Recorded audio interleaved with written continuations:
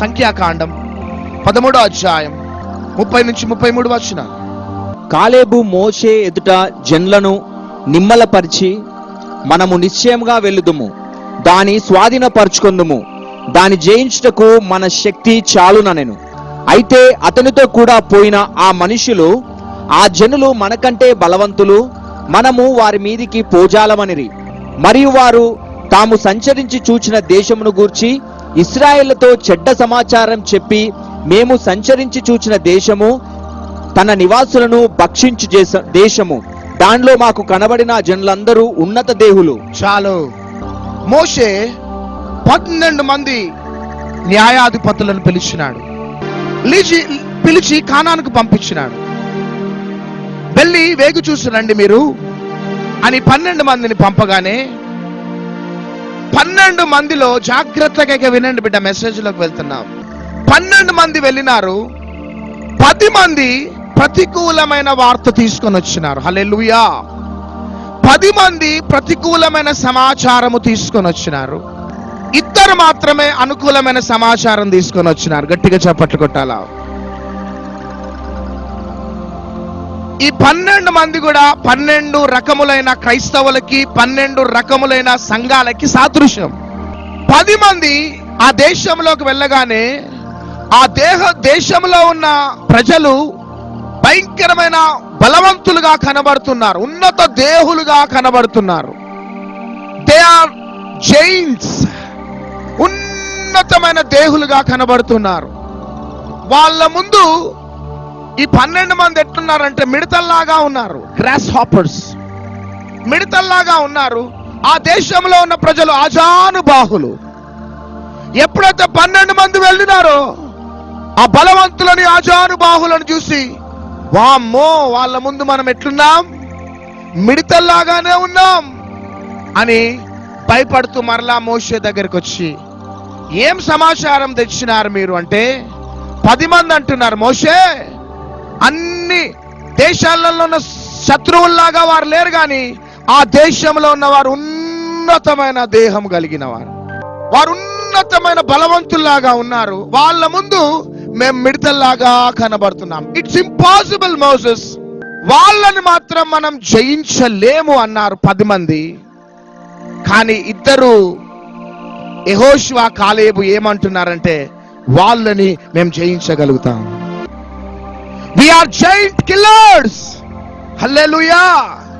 Giant killers అంటే ఎవరంటే తెగించి సాధించేవారు. ఒక ఆత్మనేమో మిడతల స్వభావం కలిగిన ఆత్మ, ఒక ఆత్మనేమో తెగించి సాధించే ఆత్మ. గట్టిగా చప్పట్లు కొడదాం. 10 మందిలో ఉన్నదేమో మిడతల ఆత్మ, భయంతో కూడిన ఆత్మ. 2లో ఉన్నది తెగించి సాధించే ఆత్మ.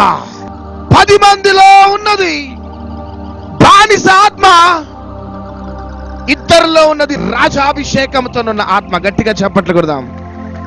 నా ప్రియ సహోదరి, సహోదరుడా, నీ జీవితంలో ఎందుకు ఓటమి, ఎందుకు నీ జీవితంలో పరాజయం? కారణం ఏంటిదంటే, నిన్ను నీవు ఏ విధంగా చూసుకుంటావో సాతాను నిన్ను అదే విధంగా చూస్తుంది. హల్లెలూయా. నిన్ను నీవు ఏ విధంగా చూసుకుంటావో సాతాను నిన్ను అదే విధంగా చూస్తాడు.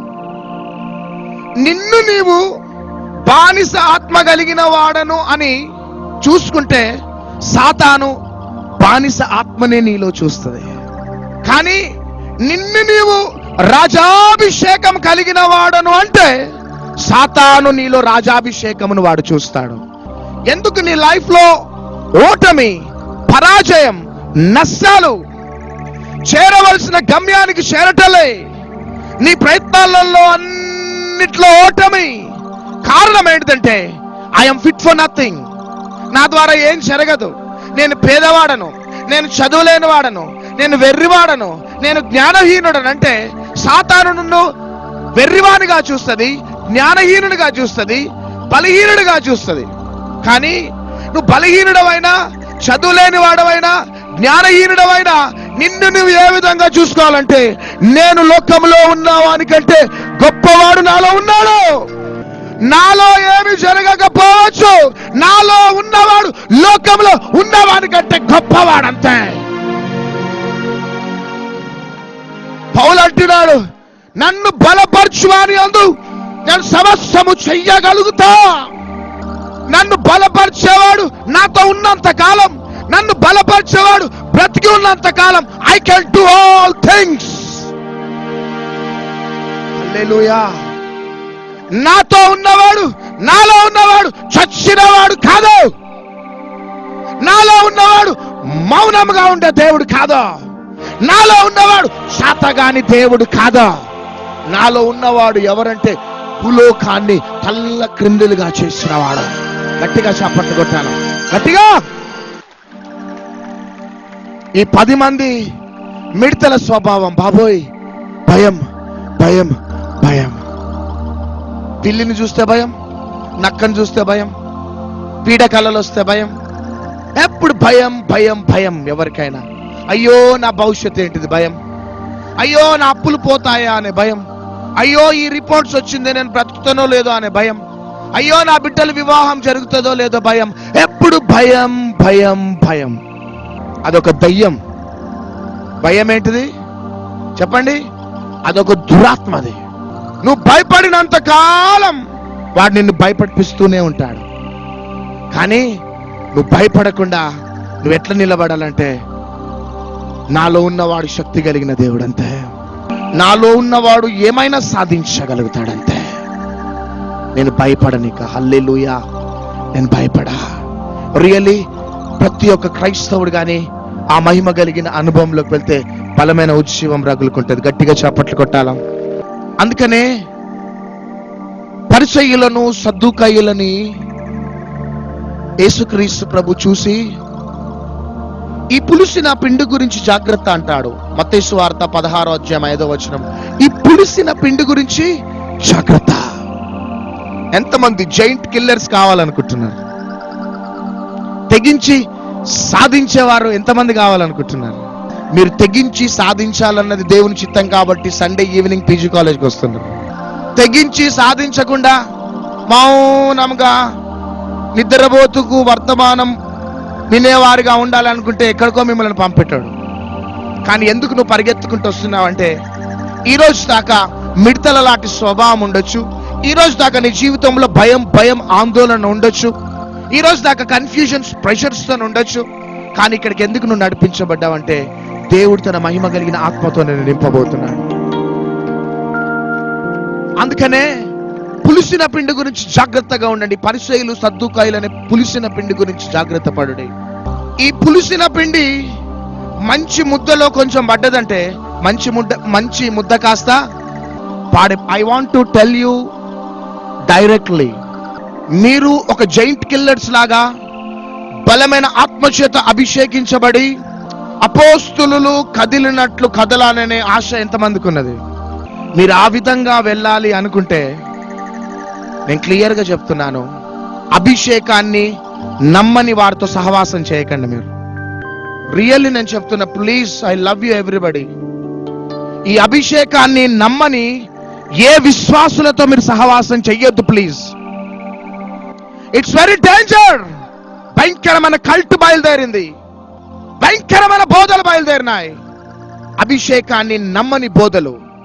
మీరు దేవునిలో ఎదుగుతున్న మీరు, మంటతో ముందుకు సాగాలనుకున్న మీరు, తెగించి సాధించాలనే బలమైన ఆత్మతో ముందుకు సాగాలనుకున్న మీరు, పులిసిన పిండి గురించి జాగ్రత్త. టీవీ ప్రసంగికులు, దైవజనులారా, సంఘ విశ్వాసులారా జాగ్రత్త. ఈ పులిసిన పిండి మంచి ముద్దలో కొంచెం పడ్డదంటే మంచి ముద్ద అంతా కూడా పాడైతుంది. ఈ అంత్య దినాలలో ఆ పులిసిన పిండి మంచి ముద్దను పాడు చేస్తున్న భయంకరమైన దినాలవే. అభిషేకాన్ని ఏ విశ్వాసులైతే నమ్మరో వాళ్ళతో సహవాసం చేయకండి. మీరు అంతే. వాళ్ళని ప్రేమించండి కానీ వాళ్ళకి మీరు అంటొద్దు అంతే. It's very dangerous cult. అన్య భాషలని ఎవరైతే నమ్మరో వాళ్ళతో సహవాసం చేయకండి మీరు అంతే. అపోస్తులైన పౌలు కొరింథీయులకు రాసిన మొదటి పత్రిక 14వ అధ్యాయంలో ఎన్నిసార్లు అన్య భాషలతో మాట్లాడిండో వినండి ఒకసారి. చదువు 14వ అధ్యాయం 2వ వచనం. ఎందుకనగా భాషతో మాట్లాడువాడు మనుషులతో కాదు దేవునితో మాట్లాడుచున్నాడు. గట్టిగా చప్పట్లు కొడదాం. మనుషుడెవడు గ్రహింపడు, కాని వాడు ఆత్మ వలన మర్మములను పలుకుచున్నాడు. అన్య భాషలతో మాట్లాడుతున్న వారు ఎవరితో మాట్లాడుతున్నారు? దేవునితో చేయి పైకెత్తి చెప్పాలా? దేవునితో మాట్లాడుతున్నారు. రెండవదిగా అన్య భాషలతో మాట్లాడుతున్న వారు మర్మములను పలుకుతున్నారు. ఆమేన్. ఎంతమంది వేల ప్రజలు వచ్చినారు. చాలా త్వరలో మీరు అందరు అన్య భాషలలో మాట్లాడాలి. చేయి పైకెత్తి చెప్పండి. క్రౌడ్ లో ఉన్నప్పుడు ఎందుకు అన్య భాషలలో మాట్లాడాలని ఒకవేళ ఆ బోధ వస్తే, ఎగ్జాంపుల్ నేను చెప్తున్నా. ఆ 4th ఫ్లోర్ లో ఒక వ్యక్తి ఉన్నాడు, గ్రౌండ్ ఫ్లోర్ లో ఒక వ్యక్తి ఉన్నాడు. హల్లెలూయా, హల్లెలూయా. 4th ఫ్లోర్ లో ఉన్న వ్యక్తికి హిందీ వచ్చు, గ్రౌండ్ ఫ్లోర్ లో ఉన్న వ్యక్తికి హిందీ రాదు. నేను హిందీలో మాట్లాడాలి. ఇప్పుడు ఎవరితో? టాప్ ఫ్లోర్ లో ఉన్నది. నాకు కింద ఉన్న వ్యక్తితోని అనవసరం. గట్టిగా చప్పట్లు కొట్టండి. నాకు కింద ఉన్న వ్యక్తితో మాట్లాడటం నాకు లేదు, అసలు నాకు సంబంధం లేదు. నేను ఎవరితో మాట్లాడాలా? 4th ఫ్లోర్ లో ఉన్న వ్యక్తితో నేను మాట్లాడాలా. ఆ 4th ఫ్లోర్ లో ఉన్న వ్యక్తికి హిందీ వచ్చు, గ్రౌండ్ ఫ్లోర్ లో ఉన్న వ్యక్తికి హిందీ రాదు. అప్పుడు క్యా బాత్ హై భాయ్, అచ్చా హై క్యా, తబియత్ అచ్చా హై, జాబ్ కు जा रहा, बच्चे लोग कैसे, माँ बाप कैसे, तबीयत अच्छा है क्या? ఎవరితో మాట్లాడుతున్నా నేను? ఎవరితో మాట్లాడుతున్నా? ఈ వ్యక్తి వింటేంది వినకపోతేంది నాకు చెప్పండి. ఈ వ్యక్తి వింటేంది వినకపోతేంది. నా సంబంధం ఎవరితోనంటే 4th ఫ్లోర్ లో ఉన్న వ్యక్తితోనే. చప్పట్లు కొట్టండి అంత. సంఘంలో ఉన్నప్పుడు భాషలలో ఎందుకు మాట్లాడుతున్నానంటే, అరే సంఘంతో నాకు సంబంధం లేదు భయ్, నాకు 4th ఫ్లోర్ లో ఉన్నాడు ఆయనతో నాకు సంబంధం. చప్పట్లు కొట్టండి అంత. హల్లెలూయా. ఎవరైనా ఇట్లాంటి కాంట్రవర్సీ వస్తే డైరెక్ట్ కౌంటర్ ఇవ్వండి అంతే. నాకు సంబంధం లేదు, వీళ్ళకి హిందీ వస్తేంది రాకపోతేంది, ఆయనతో నాకు సంబంధం, మీతో కాదు నాకు సంబంధం. గట్టిగా చప్పట్లు కొట్టండి. ఇక్కడ నిలబడి తెలుగు హిందీ రానంతో క్యా బాత్ హై, కైకు ఆయా ఇధర్, బచ్చే లోగ్ అచ్చా హై, తబియత్ కైసా హై, రోజ్ స్కూల్ కు जा रहा क्या అంటే ఏం లాభం ఆయనతో మాట్లాడితే? ఆయనకు అర్థం కాదు. హల్లెలూయా. కానీ నా సంబంధం ఎవరితో? అంతే. సంఘములోనైనా మనం భాషలలో మాట్లాడాలంతే. అది ఎప్పుడు జరుగుతుందంటే, నువ్వు ఆ బానిస ఆత్మలో ఉన్నంత కాలం ఆ రివైవల్ రగులుకోదు. 14వ అధ్యాయం 18వ వచనం. నేను మీ అందరికంటే ఎక్కువగా భాషలతో మాట్లాడుచున్నాను. ఎవరంటున్నారు? అపోస్తలుడైన పౌలు అంటున్నాడు, నేను అందరికంటే ఎక్కువగా భాషలలో మాట్లాడుతున్నాను. గట్టిగా చప్పట్లు కొట్టు. అందుకు దేవుణ్ణి స్తుతించెదను. అందుకు నేను దేవుణ్ణి స్తుతించెదను. పౌలు అంటున్నాడు, నేను భాషలలో పాటలు కూడా పాడతాను అంటున్నాడు. కానీ ఈ రోజులలో వచ్చిన బోధలు ఏంటిదంటే, భాషలో మాట్లాడనే మాట్లాడదు. No no no. 14వ అధ్యాయం 39వ వచనం చివరిది. కాబట్టి నా సహోదరులారా, ప్రవచించుట ఆసక్తితో అపేక్షించుడి, భాషలతో మాట్లాడుట ఆటంకపరచకుడి కాని, భాషలలో మాట్లాడటము ఆటంకపరచొద్దు కానీ సమస్తమును మర్యాదగాను క్రమముగాను జరగనీయుడి. సమస్తమును మర్యాదగాను క్రమముగాను జరుగుడు. ఎక్కడున్నది? ఏ బైబిల్లో ఉన్నది? మన చేతిలో ఉన్న బైబిల్లోనే ఉన్నది. గట్టిగా చప్పట్లు కొడదాం. సో ఇవన్నీ, ఈ కన్ఫ్యూజన్స్ అన్ని మీకు డిసపియర్ కావాలంటే నెక్స్ట్ సండే నుంచి మెసేజ్ స్టార్ట్ కాబోతున్నది. చేతులు పైకెత్తి గట్టిగా చప్పట్లు కొడదాం. కానీ ఈ అపోస్తులు మేడగదిలో బలమైన ఆత్మచేత అభిషేకించబడ్డారు. వీళ్ళు అన్య భాషల చేత నింపబడ్డారు. ఆ స్లేవరీ మెంటాలిటీ, ఆ బానిసత్వపు ఆత్మతో వెళ్ళినారు. పెంతెకోస్తు దినమున రాజాభిషేకంతో బయటకు వచ్చినారు. ఉరాబా శతాల ధ్యాన మహాందారియాల. గట్టిగా చప్పట్లు కొడదాం. బానిస ఆత్మతో పెంతెకోస్తు దినమున మేడగదిలో అడుగు పెట్టినారు. పిల్లలలాగా అడుగు పెట్టినారు. ఆ మేడ గదిలో నుంచి రాజాభిషేకంతో బయటకు వచ్చినారు. పిల్లల ఆత్మతో ఉన్నప్పుడు, బానిస ఆత్మతో ఉన్నప్పుడు సాతాను వారిని ఆడుకున్నది. కానీ రాజాభిషేకం చేత నింపబడి బయటికి రాగానే సాతాను రాజ్యాలను గడగడలాడించినారు. అంతే. సార్వత్రిక సంఘం సాతాను రాజ్యాలని గడగడలాడించే అభిషేకమే పెంతెకోస్తు అభిషేకం. సార్వత్రిక సంఘం పెంతెకోస్తు అనుభవంలో వెళ్ళనంత కాలం సాతాను యొక్క సామ్రాజ్యాలు కూలిపోవు. హల్లెలూయా. నువ్వెన్ని ప్రసంగాలు చేసినా ఒక్క దోమ కూడా మారదు. నువ్వు ఎన్ని గిమిక్స్ చూపెట్టినా, ఎంత అట్రాక్టింగ్ గా ఆయా అట్రాక్టింగ్ ప్రోగ్రామ్స్ చూపెట్టినా ఎవ్వరు మారరంతే. కానీ మేడగదిలో నుంచి బయటికి రావాలా. 2 అభిషేకాలు ఉన్నాయి. ఒకటి నీటితో అభిషేకం, రెండోది అగ్ని అభిషేకం. ఇప్పుడు నీటి మూలంగా అభిషేకించబడి మిడతలలాగా ఉన్నవారు, మిడతల స్వభావంతో ఉన్నవారు, బానిస ఆత్మతో ఉన్నవారు ఉన్నారు. కానీ నీవు అగ్నితో అభిషేకించబడాలా. దేంతో అభిషేకించబడాలన్నది మీరు 3వ ఆదివారం వస్తే నడవదు. ప్రతి ఆదివారం వినండి బిడ్డ. మేము ఎంత ఆశతో పరిగెత్తుకుంటూ వస్తున్నాం, మీకోసమే కదా బిడ్డ మేము వచ్చేది. రండి. నేను నమ్ముతున్నాను ప్రతి ఆదివారం ఒక్కొక్కరిని దేవుడు అందరిని భాషలతో నింపబోతున్నాడు. ఒక దినం వస్తుంది, హైదరాబాద్, సికింద్రాబాద్, 20 సిటీస్ అన్ని కూడా ఈ పెంతెకోస్తల అభిషేకంలోకి వెళ్తుంది. I want to tell you one thing. Pentecost that is not a denomination. Pentecost is the experience. Hallelujah. Pentecost అనేది ఒక డినామినేషన్ కాదు. తెల్ల బట్టలు వేసుకొని అన్ని సమర్పించుకోవాలని చూడగానే బాబోయ్ వీళ్ళు పెంతెకోస్ట్, అది కాదు. పెంతెకోస్ట్ అనేది ఒక అనుభవం. ఒక దినం రాబోతుందని నేను ప్రవచిస్తున్నా. ఎవరెవరైతే అన్య భాషలకి, ఎవరెవరైతే అభిషేకానికి నమ్మకుండా ముందుకు సాగిపోతున్నారో వారి మనోనేత్రములను ప్రభు తెరవబోతున్నాడు. ఇస్తున్నాము. ఎస్, ఆ కల్ట్ అంతా కూడా హైదరాబాద్, సికింద్రాబాద్ నుంచి ఖాళీ అవునుగాక. ఖాళీ కాబోతున్నది. నేను దేవుని ఆత్మచేత నింపబడి నేను ప్రవచిస్తున్నాను దేవుని ప్రతినిధిగా. ఈ అంత్య దినాలలో, చివరి రోజులలో మనుషులందరి మీద నా ఆత్మను కుమ్మరించెదను. నా కుమారులు, నా కుమార్తెలు ప్రవచించెదరు, యవ్వనులు దర్శనములు చూచెదరు, వృద్ధులు కలలు కందరు. నా ఆత్మను కుమ్మరించెదరు గనక ప్రవచించెదరు. ఈ కార్యాలు జరగబోతున్నాయి బిడ్డ, ఇది జరగబోతున్నాయి. హల్లెలూయా. కాబట్టి ఒక బౌల్లో త్వరగా నీళ్లు తీసుకొని రా. ఒక బౌల్లో నీళ్లు తీసుకొని రా. ఓకే, వినండి, చూడండి. నువ్వు నీటితో అభిషేకం అయిపోయింది.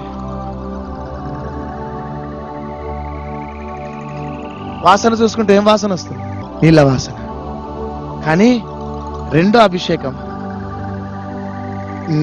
అగ్నితో అభిషేకించబడి బయటికి రాగానే ఏం వాసన?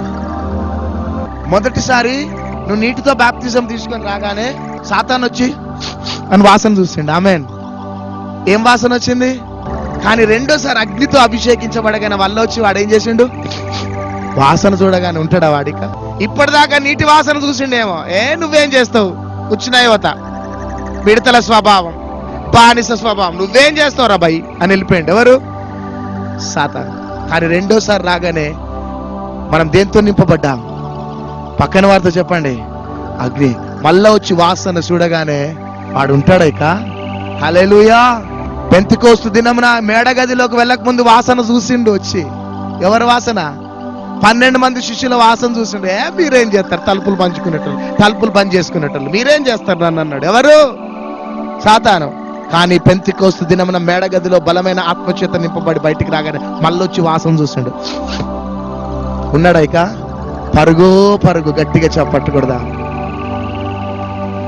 హల్లెలూయా. అభిషేకం ప్రతి కాడిని విరగగొడుతుంది. గట్టిగా చప్పట్టు కొట్టాల. రియలీ నా బర్నింగ్ డిజైర్ ఏంటిదంటే, మీరు జస్ట్ వచ్చి వెళ్ళిపోయే క్రైస్తవులుగా ఉండొద్దు బిడ్డ. బానిస ఆత్మతో ఉండొద్దు బిడ్డ. మీరు మిడతల స్వభావం కలిగి ఉండొద్దు. కానీ దేవుడు మిమ్మల్ని రాజాభిషేకంతో నింపబోతున్నాడు. మిమ్మల్ని మీరు ఏ విధంగా చూసుకుంటారో సాతాను అదే విధంగా చూస్తాడు. ఈ రోజు దాకా మిడతల స్వభావంతో చూసుకున్నారో, లేకపోతే బానిస ఆత్మ కలిగిన వాడనని చూసుకున్నారో, కానీ ఈ రోజు మిమ్మల్ని మీరు ఏ విధంగా చూసుకుంటారంటే, దేవుడు నన్ను రాజాభిషేకంతో నింపినాడు, దేవుడు నన్ను అగ్ని అభిషేకంతో నింపుకున్నాడు. I'm something supernatural. Amen. Hallelujah. నేను సాధారణమైన వాడనే గాని నాలో ఉన్నవాడు అసాధారణమైన వాడు. క్రైస్తవులు కానీ రియల్లీ అనుభవంలోకి వెళ్తే with in no time twin cities అంతా కూడా తగలబడుతుంది అంతే. ఇప్పుడు ప్రారంభం మాత్రమే, నెక్స్ట్ సండే నుంచి ఇక తగలబడబోతుంది. ఎవ్వరు మిస్ చేయకండి బిడ్డ. I don't want to force anybody, కానీ మీరు వస్తే మీ మనోనేత్రములు తెరబడి దేవునికి మహిమార్థంగా రాజాభిషేకంతో మీరు ముందుకు సాగుతారు. ఈ టాపిక్ స్టార్ట్ అవుతుంది, ఈ గ్రౌండ్ అంతా కూడా ప్యాక్ అయిపోతుంటది అంతే. హల్లెలూయా. ఎందుకంటే కాడి అభిషేకం అనే కాడి ప్రతి సాతాను కాడిని విరగగొట్టబోతున్నది. ఎంతమంది బిడ్డలు ఈరోజు వర్తమానం విన్నారో, టీవీ ప్రోగ్రాం చూశారో, మా జీవితాల్లో పిరికితనం, మిడతల్లాంటి స్వభావం కాదు కానీ ఆయన యూదా గోత్రపు సింహమైన నీ స్వభావంతో మేము ముందుకు వెళ్ళాలని ఆమేన్. నీ లేఖ ఆధారంగా మేము నమ్ముతున్నాం యేసయ్య. Yes. ఈ రోజు విశ్వసిస్తున్నాం నాయన. తెగించి సాధించి అనుభవంలోకి మమ్మల్ని నడిపించండి. Amen, Lord. ప్రార్థన ద్వారా, అభిషేకము ద్వారా, నీ నామము ద్వారా మేము బలం పొందుకొని ముందుకు వెళ్ళాలి ప్రభా. ఎంతమంది రెడీ అవుతున్నారో అంతమందిని మీరు వాడుకొని తోడైతున్నారు. యేసు నామములో ఉంచున్నాం తండ్రి. ఆమేన్. ఆమేన్. ఎంతకాలం నుంచి షుగరు? 15 సంవత్సరాల నుంచి 15 సంవత్సరాలు. మొన్న మొన్న వచ్చి ప్రేర్ చేయించుకొని వెళ్ళాం. చేయించుకుని వెళ్ళాను. ఎంత ఉండేది ఇంతకు ముందు? 450. ఇక్కడికి వచ్చి ప్రేర్ చేయించుకొని వెళ్ళాక ఏ రిపోర్ట్ వచ్చింది? Normal report. Normal report. అందుకే మీరు విశ్వాసంతో వినడానికి చెప్తున్నా. 15 సంవత్సరాల నుంచి అయ్యా పేరు చేయగానే నీచులు ఎన్నబడ్డా షుగర్ గురించి ప్రార్థన చేస్తే నార్మల్ రిపోర్ట్. Normal report. ఇది బుక్ అండి, షుగర్ ట్రీట్మెంట్ తీసుకుంటున్న బుక్. ఇంత ఉంది. ఈమెకు 500 కోమాలోకి వెళ్తామని చెప్పారట, కానీ ఇక్కడికి వచ్చాక నార్మల్ రిపోర్ట్ వచ్చింది. అవునమ్మా? చెప్తాను, ఏమైందమ్మా? థైరాయిడ్ ఎంతకాలం నుంచి? సంవత్సరం నుండి ఉంటే నాకు ఏంది చెయ్యి నొప్పి ఉందని నేను లాస్ట్ వీక్ వచ్చాను. ప్రేయర్ చేపించుకుంటే అది లేచి నిలబడ్డా. నిలబడ్డా. ఎప్పుడు వెళ్ళావు టెస్ట్ కి? మంగళవారం. Normal report. Normal report. 2 reports వచ్చాయి. Normal report. గట్టిగా చెప్పలు కొడతాం. థైరాయిడ్ పట్టుకో.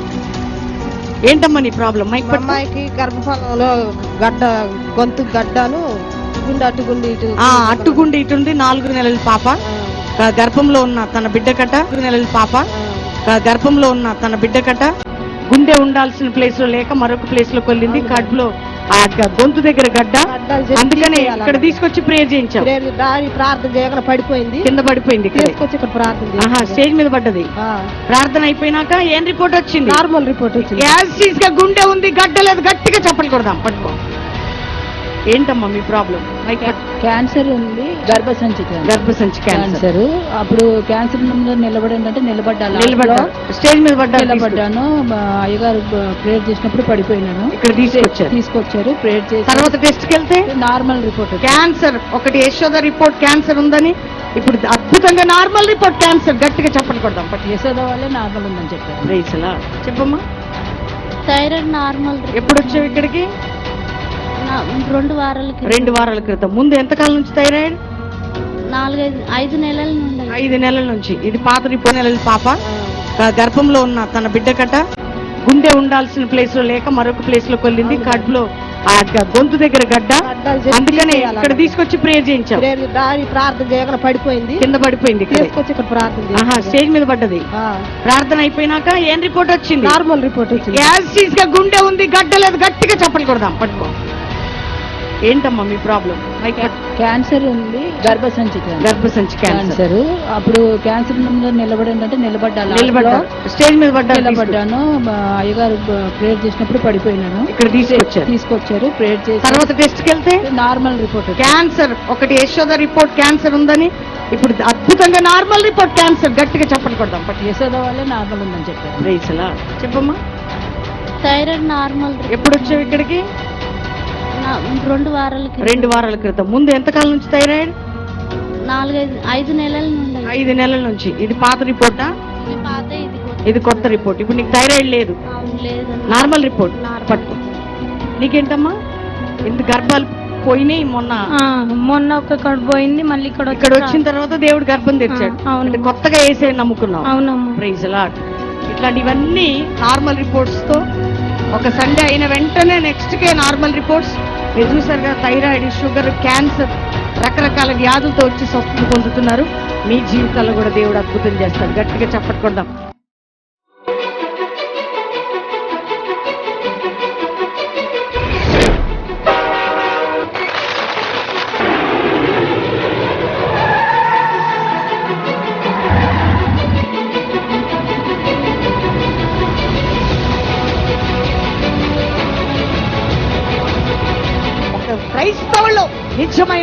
ప్రేమ ఉంటే నీ ప్రేమ ద్వారా దేశంపై ఆ ప్రేమ ప్రవాహం కమ్ముకోబోతుంది.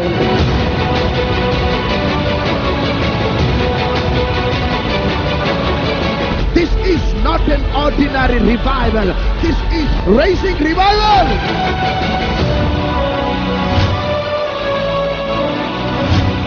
ఇప్పుడు నీ కిడ్నీ ప్రాబ్లం లేదు, లివర్ ప్రాబ్లం లేదు. చూడండి 1 year నుంచి thyroid normal report, sugar normal report ఇచ్చాడు ఏసయ్య. Normal report. డాక్టర్స్ ఇప్పుడు క్యాన్సర్ లేదు, అంత నార్మల్ గా ఉందని రిపోర్ట్ ఇచ్చారు. నాకు ఇప్పుడు నార్మల్ రిపోర్ట్ వచ్చింది. ఎంఆర్ఐ, ఈజీ 2 రిపోర్ట్స్ లో నార్మల్ ఇచ్చి ఏసయ్య ఈ కుమారుణ్ణి స్వస్థపరిచాడు. 3 సంవత్సరాలు ఉన్న థైరాయిడ్ నార్మల్ రిపోర్ట్. కల్వరి ప్రత్యక్షత ప్రేక్షకులకి మా హృదయపూర్వక వందనాలు. ఫిబ్రవరి 9, 10, 11 తేదీల్లో బెల్లంపల్లిలో కల్వరి సువార్త మహాసభలు జరగబోతున్నాయి. ఈ నెల ఎంతమంది వారి జీవితాలు ఒప్పుకున్నారో, మారు మనసు పొందారో, కుంటివారు, గుడ్డివారు, మూగవారు, అంగహీనులు, ఏ విధమైన అద్భుతాలు జరిగాయో ఫిబ్రవరి నెలలో జరిగే సభలకి బెల్లంపల్లి పట్టణానికి ప్రత్యేకమైనటువంటి ఆహ్వానం పలుకుతున్నాం. ఎందుకంటే మీ జీవితాలను మార్చే వాక్యం, మీ బంధకాలను తెంచి బలమైన ఆరాధన, అంతేకాక ఏ సమస్యతో నువ్వు ఇక్కడ అడుగుపెట్టినా యేసయ్య నీ జీవితంలో అద్భుతం చేయబోతున్నాడు. క్రీస్తు ప్రేమతో నిండుకొని, క్రీస్తు స్వరూపంలో మార్చబడి, క్రీస్తు గుణాతిశయముల చేత నింపబడి, క్రీస్తు రాకడ నిమిత్తము సిద్ధపరచడానికే పరిశుద్ధాత్మ దేవుడు నిన్ను పిలుపునిస్తుండగా పరిగెత్తుకుంటూ రా సహోదరి, సహోదరుడా. క్రీస్తు యొక్క వాక్యం ద్వారా కడగబడి క్రీస్తు రాకడ కోసం సిద్ధపడు. దైవజనులకైనా విశ్వాసులకైనా ఇదే మా ఆహ్వానం. రండి, పాలు పొందండి. దైవ కృప మీకు తోడయుండి నడిపించును గాక. May God bless you all. 40 సంవత్సరాల నుంచి నేను స్మోకింగ్ చేసేవాడిని. 2014లో ఇక్కడికి వచ్చాను నేను. 2014 బెల్లంపల్లికి వచ్చారు. ఎన్ని సంవత్సరాలు స్మోకింగ్ చేశారు? 40 సంవత్సరాలు. 40 సంవత్సరాలు. ఇక్కడి నుంచి వెళ్తామే మానేశారు. నేను 30 years తాగుతుండే. నేను డ్రింక్, సిగరెట్ 2 అలవాటు ఉండే నాకు. ఎంత కాలం నుంచి అలవాటు? 30 ఏళ్ళ నుంచి అలవాటు ఉండే నాకు. 30 సంవత్సరాల నుంచి అలవాటు ఉండే నాకు తాగుడు అలవాటు. బెల్లంపల్లి 17th నాడు మీటింగ్ నాడు వచ్చి మానేసినాము. అప్పటి నుంచి ఏమి లేదు, ఇక సంపూర్ణ విడుదల.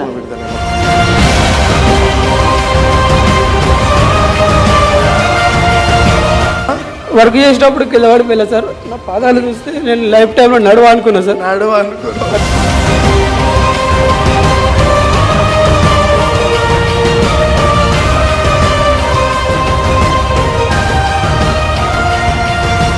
నిజంగా శక్తివంతమైన వాక్యం.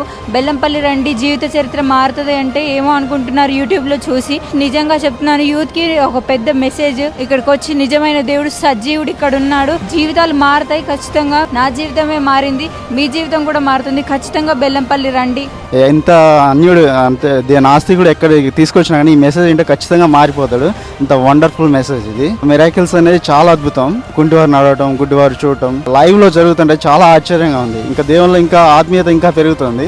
ఈరోజు వాక్యం దేవుని ప్రేమించి దేవుళ్ళు ఎలా ఎదగాలి, సేవకులతో ఎలా ఉండాలి, సంఘంలో ఎలా ఉండాలి అని అనేకులు తెలుసుకున్నట్టుకు ఈ వాక్యం చాలా మార్చింది.